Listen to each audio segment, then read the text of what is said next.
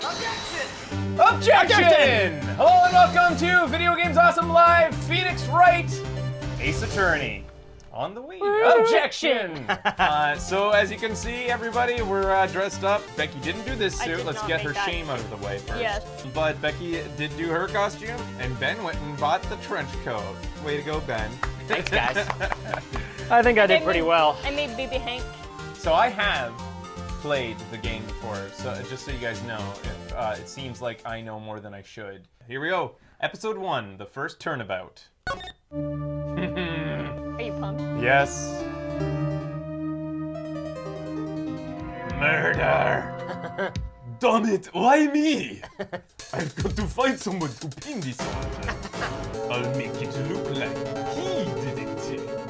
Well, I have to say, Phoenix, I'm impressed. Not everyone takes on murder trial right off the bat like this. So this is his boss, Phoenix Wright's boss. He belongs to a law firm, and she's kind of like the head of the law firm, and boy, what a lawyer. It's over! My life, everything, it's all over! Isn't that your client screaming over there? Meet Butts. Butts is amazing.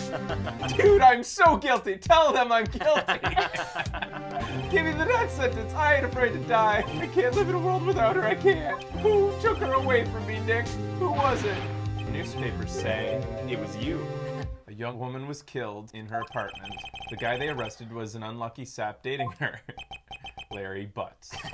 My best friend since grade school. Our school had a saying, when something smells, it's usually the butts. He has a knack for getting himself into trouble. One thing I can say though, it's usually not his fault. He just has terrible luck. Here we go, the court setting. I don't know what to... I want to put on the Santa beard and just scream. The court is now in session for the trial of Mr. Larry Butts. Prosecution is ready, Your Honor. The, defense is ready, Your Honor. Mr. Wright, this is your first trial, is it not? Yes, Your Honor. I'm a little nervous. Your conduct during this trial will decide the fate of your client. Please state the name of the defendant in this case. Larry Butts. Butts. Oh. Damn. The, defendant? That's, EFA? Wrong! Wrong, right? I mean, that's about as basic as you can get. The defendant is me, right? You did pass the bar, didn't you? Sorry, I couldn't hear your answer. I'll ask once more. The defendant? Well, that's Larry Butts, Your Honor. He's going to allow a lawyer who got his defendant's name wrong twice. You're passing, fine. Tell me, what is the victim's name? I know this one. Oh, wasn't it Mrs. Block? Miss Cinder Block? The person in question was the victim of the murder, not an ill-conceived naming, Mr. Wright. Now tell me, what is the cause of death? She died because she was... Right, she was strangled, wasn't she? Please tell me that wasn't you talking to yourself. You wish to hang yourself, Mr. Wright? You're welcome to, but not inside my courtroom. I suppose there's nothing to do but give you another try. The judge is advocating suicide. Yeah. Was she poisoned by her Poison? You're asking me? Chief, help me out. Check the court record. Jeez, give a guy a break. She was struck by a blunt object. Correct. You have answered all my questions. I see no reason why we shouldn't proceed. Thank you, Your Honor. Yeah, I don't feel relaxed, that's for sure. Mr. Payne? Yes, Your Honor. As Mr. Wright has just told us, the victim was struck by a blunt object. The murder weapon was the statue of the thinker. I see. The court accepts it into evidence. We can go check it out now. Oh. What? First witness. Whoa. We are so ready to lawyer. The prosecution calls the defendant Mr. Butts to the stand. Let's just hope it doesn't say anything unfortunate. Uh-oh, Larry gets excited easily. Mr. Butts, is it not true that the victim had recently dumped you? Watch it, buddy! We were great together. We were Romeo and Juliet, Cleopatra and Mark Anthony. Oh, ill-fated lovers. Didn't they all die? I wasn't dumped. She just wasn't taking my phone calls or seeing me ever. She had completely abandoned you and was seeing other men. Lies, all of it lies. I don't believe a word of it. Your Honor, the victim's passport. According to this, she was in Paris until the day before she died. The victim was a model, but she did not have a large income. It appears that she had several sugar daddies. Daddies? Sugar? Older men who gave her money and gifts. Dude, no way! That cheating she-dog! I'm gonna die. I'm gonna drop dead. Yeah, and when I meet her in the afterlife, I'm gonna get to the bottom of this. Let's continue with the trial, shall we? I believe the accused motives is clear to everyone. You're gonna love this judge, Ben. Yeah. He is so impressionable. You can convince him, like, the second he hears something, he immediately, that like... sounds right. Yes, he agrees with everybody who says the last thing that was said, he agrees with. Awesome. Next question. You went to the victim's apartment on the day of the murder, did you not? Maybe I did, maybe I didn't. Uh-oh, he went. Let's try to stop him. See what happens. I'll send him a signal. Lie. Like a dog. It's like this. I don't remember. We have a witness that can prove he did go to the victim's apartment that day. Well, that simplifies matters. Who is your witness? The man who found the victim's body. He saw the defendant fleeing from the scene of the crime. Order in the court. The prosecution may call its witness. Please bring Mr. Frank Sawhit to the stand. You son of a bitch. Look at him. Mr. Sawhit, you sell newspaper subscriptions, is this correct? Oh, yes! Newspapers, yes! Please tell the court what you saw the day of the murder. Our first testimony. All right, so Ooh. testimonies are kind of like one of the key things that wins you the game, basically. This is where you win the game if you get these right. Witness account. I was going door to door selling subscriptions when I saw a man fleeing an apartment. I thought he must be in a hurry because he left the door half open behind him. Thinking it strange, I looked inside the apartment. Then I saw her lying there. A woman, not moving, dead. I quailed in fright and found myself unable to go inside. I thought to call the police immediately. Or should I bring back the Japanese accent? However, the phone in the apartment wasn't working. I went to the nearby park and found a public phone. I remember the time exactly. It was at 1 p.m. The man who ran was, without a doubt, the defendant sitting right over there. Larry, why didn't you tell the truth? I can't defend you against testimony like that. Incidentally, why wasn't the phone in the victim's apartment working? Your Honor, at the time of the murder, there was a blackout in the building. Aren't phones supposed to work during a blackout? I love his eyes. Yes, Your Honor. However, some cordless phones do not function normally. I have the record of the blackout for your perusal. So this is how you do a cross-examination. You hear the exact same testimony again. The witnesses seem to never get exhausted with saying the exact same things over and over as many times as you need them to.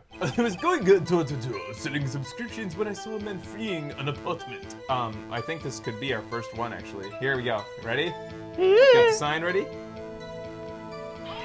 Oh wait, it's sorry. It's hold it. Oh, When you find a lie, It. it's a hold it. Yeah, you're gonna have to make another one. Damn. Hold it! I find it odd you would take notice of him.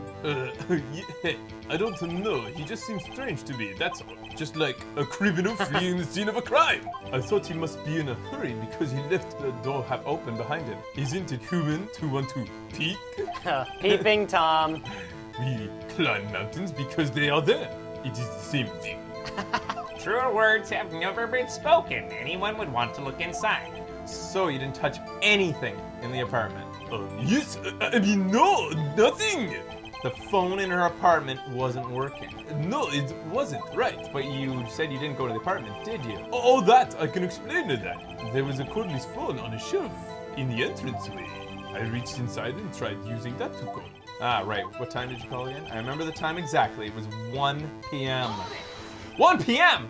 Are you certain? Yes, absolutely. 1 p.m. Doesn't that seem strange to you? Present some evidence to contradict him. Go! So here's where we can present evidence. And Becky, you got it right away, right? Yeah. You want to take credit for that too, Ben? Yep. Here's where we can look at our court record again.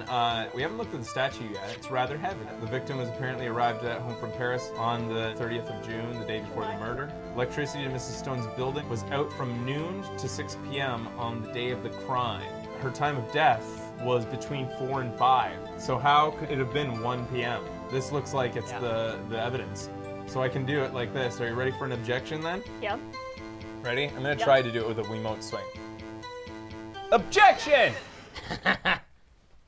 You found the body at 1 p.m. You sure? Yes, it was 1 p.m. for certain. Frankly, I find that hard to believe. This music. Nice. This is when Phoenix is on a roll. Whenever this music comes up, it's like, oh yeah, got you now. Your statement directly contradicts this autopsy report. Look how confident he is. The autopsy notes the time of death at sometime after 4 p.m. There was nobody no body to find at 1 p.m. How do you explain this 3-hour gap?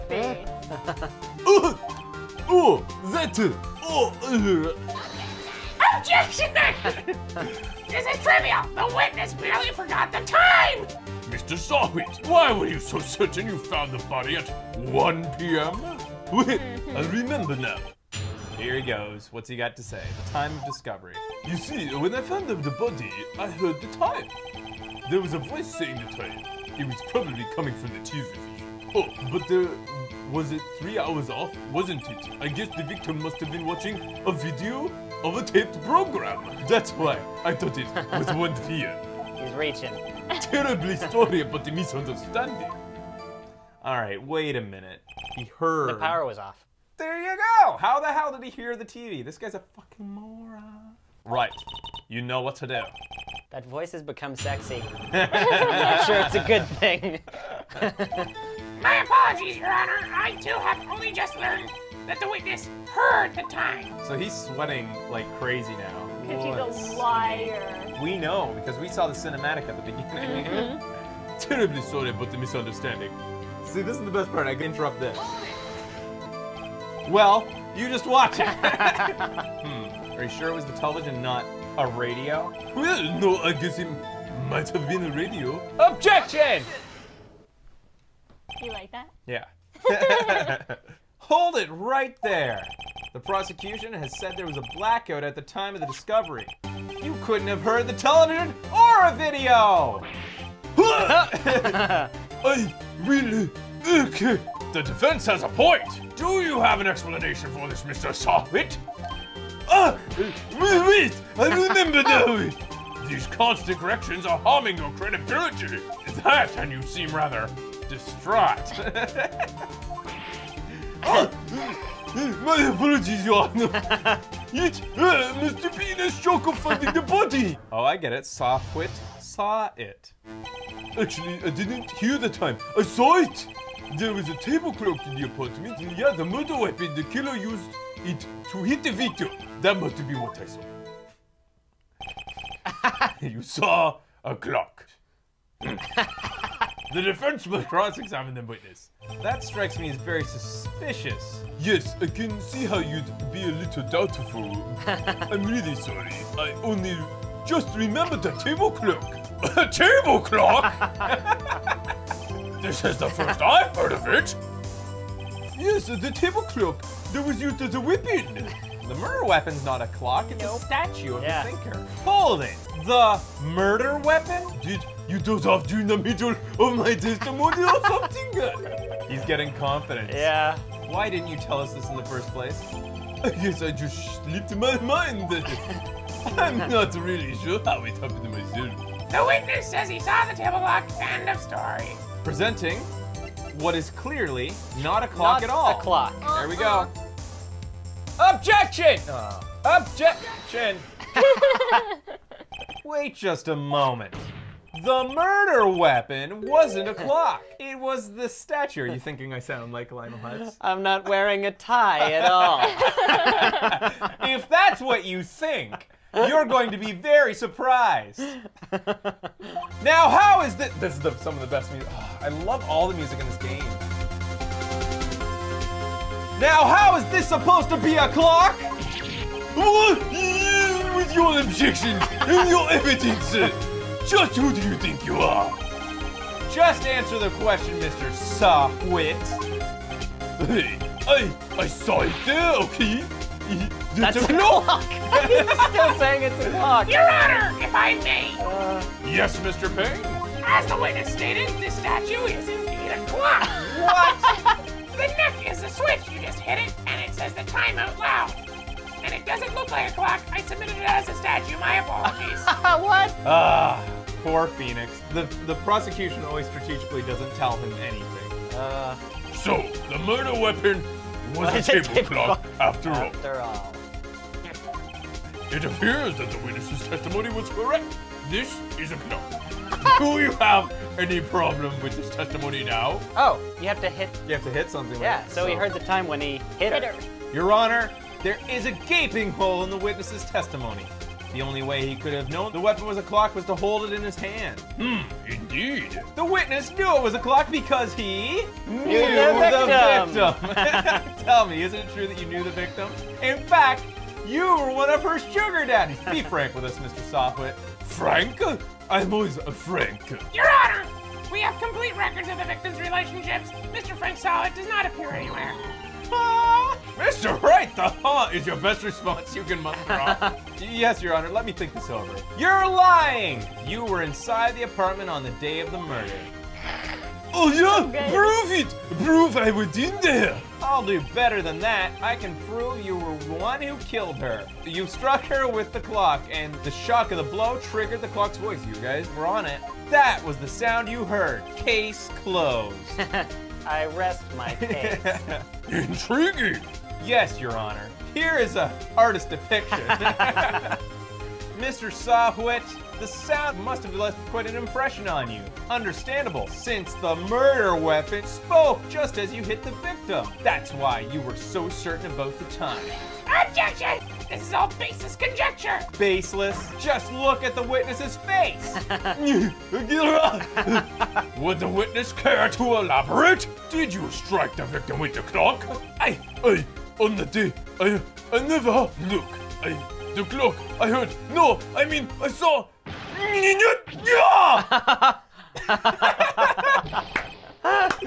up, I hit you. That moment was when all doubt I might have had about the game when I was playing went out the window. I was like, I am playing this all the way through. That was amazing. I laughed out loud. I think you were sleeping. I was sleeping. It was in Toronto Yeah. like 6 years ago. The comedic timing of the and he just doesn't even move. He's just like, I hate you. The best part too is that the judge just allows this behavior. Anything that Wild and degrades, unruly behavior. Yeah, anything that degrades Phoenix in any way is allowed in the courtroom. It was him, I tell you. I saw him. He killed her, and he should burn, give him death. Mr. Wright, you claim the sound came from the clock. Do you have any evidence? The sound Mr. Sawhwit heard was definitely this clock. The fact which is clear if you simply ask the neighbors. Talk to the neighbors. I'm sure one of them heard the clock tell them the time when the incident occurred. I see. Even if the neighbors had heard the clock, that would not prove that Mr. Solid had heard anything. That is true. You'll receive a penalty. Oh, they do get penalties here. Oh. I'm sorry, Your Honor. Let me think about it again. Examine the clock's batteries. What exactly do you mean, Mr. Wright? Yes, the clock was working fine. Yes, and? Mr. Wright, I expect more from the lawyer in this court, even if it is your first day. I'm afraid I have to penalize you. So the fundamental problem The here. clock say it in French, but I'm not sure how that. Well, connects. why is the clock time off? Oh, she was because of the time impressed. change. Yeah. So if we sound the clock, beep, I think it's 8:25. That certainly is a strange way to announce the time. Well, he is the thinker I after want a all. clock like that. Yeah. Mr. Payne, can you tell me what time it is now? It's 11:25. Ack! As you can see, this clock is exactly 3 hours slow. Precisely the discrepancy between what Mr. Sawhwit heard and the actual time of death. Try to talk your way out of this one. You forgot the one thing. How do I know it was running 3 hours slow on the day of the murder? If you can't prove it, you don't have a case. He's right. How am I going to prove that? Damn it. I was so close. This means I cannot let you indict the witness. Unfortunately, this ends the cross-examination of Mr. Frank Sawhwit. They treat me like a criminal. A criminal. Not so fast, Mr. Sawhwit. Mia, I mean Chief. Listen up, Wright. Don't waste time doubting facts. Assume the clock was 3 hours slow and think it through. Can you think of a reason it was 3 hours slow? Wait, maybe I can prove it. So, what's the evidence? Passport. All right, ready? Take that! Oh. It's not quite that, yeah. Objections only come during testimonies. Take that is when you need to present further evidence. The victim had just returned home from abroad the day before the murder. And as we all know, the time difference between here and Paris is 9 hours. The clock wasn't 3 hours slow, it was 9 hours fast! The victim hadn't reset her clock since returning home. That's why the time you heard when you struck her dead in the apartment was wrong. America! Proof enough for you, Mr. Sawquit? Or should I say, Mr. Did It? Oh, he just foamed at the mouth and died. Well, that does it. Done and Phoenix Wright, done. judge, jury, and executioner. Order, I say! This case has certainly turned out differently than we all expected. Mr. Payne, your client? He was arrested as being taken away, Your Honor. Very well. Mr. Wright? Yes, Your Honor. I have to say, I'm impressed. I don't think I've ever seen someone complete a defense so quickly and find the true culprit at the same time. This court finds the defendant, Mr. Larry Plutz, not guilty! Woo! Confetti. Nice. There's always confetti in courts, right? As it turns out, Frank Sawquit was the common burglar. He posed as a newspaper salesman to check and see when people were out of the house. While he was searching her place, the victim returned. Flustered, Mr. Sawquit grabbed the nearest blunt object he could find and clung. Whammo. Woo! I still can't believe we won. Right, good job in there. Thanks, Chief. I owe it all to you. I've never seen the Chief looking this happy. If she's this glad, imagine how Larry must feel. My life is over! Larry, you're supposed to be happy. What's wrong now? Don't worry about me. I'll be dead and gone soon. Good. Wait, no, I mean bad. But my Cindy Whitney's gone, man. Gone forever. Larry, she was... Nah, never mind. And that's all you hear from it. Harry! Yes, you can practically see the headlines now. Harry Butts. It's innocent. Thanks. I really owe you one. I won't forget this ever. Let's celebrate. Dinner? Movie? My treat! Hey, I was the one who got you off the hook. Here, take this. It's a present. The murder weapon. A present for me?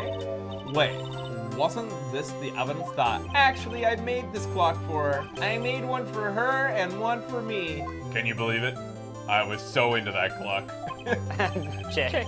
Into the, oh shit. And she was just playing me for a fool. Are you so sure? Excuse me. I think she thought quite a lot of you in her own way. Don't you have something to show your friend? So what proves that she actually had feelings for him? The fact that she brought the clock. That she still had the clock, yeah. And brought it apparently to Paris with her. Mm-hmm. Check this out, Larry. Proof positive you weren't just some chump to her. She took it with her when she traveled. She probably needed a clock, that's all. You think so? It's a pretty heavy clock to take traveling. Well, make of it what you will. I'm glad I asked you to be my lawyer. Really, I am, thanks. I think he needs medication, man. Yeah, Hope definitely. that made him feel a little bit better. And that wraps up the mystery of the stolen clock. Right? I hope you see the importance of evidence now. Also, hopefully you realize things change depending on how you look at them. People too. We never really know if our clients are guilty or innocent. All we can do is believe in them. And in order to believe in them, you have to believe in yourself. Listen, learn, grow strong. Never let go of what you believe in. Never.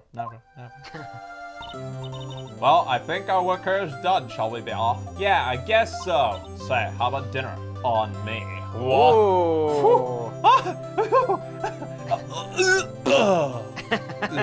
We'll drink a toast to innocent butts. Yeah! Oh, speaking of Harry, you were saying part of why you became a lawyer was because of him. You'll have to tell me more about it sometime. Maybe over drinks. Whoa! Looks like things are looking up for old Phoenix. Gonna get some boss sex J's. Work your way up. Some Yeah. big booby boss sex J's. We're gonna have to win a few more trials. And so my first trial came to a close. Larry slapped me on the back and said, "Gee, Nick, it's good to have friends." But I'm pretty sure he's not going to pay me, unless you count the clock that he gave Mia. I didn't know then, but that clock was soon going to be at the center of another incident. And my promise to tell the chief about me and Larry would be one promise that I wouldn't be able to keep. Sounds like there's more to these characters than just simple lawyers. Some shadowy pasts, maybe? So that's the end of the first Turnabout. Next, Turnabout Sisters. Stay tuned for more Video Games Awesome Live. Phoenix Wright Ace Attorney series continues live.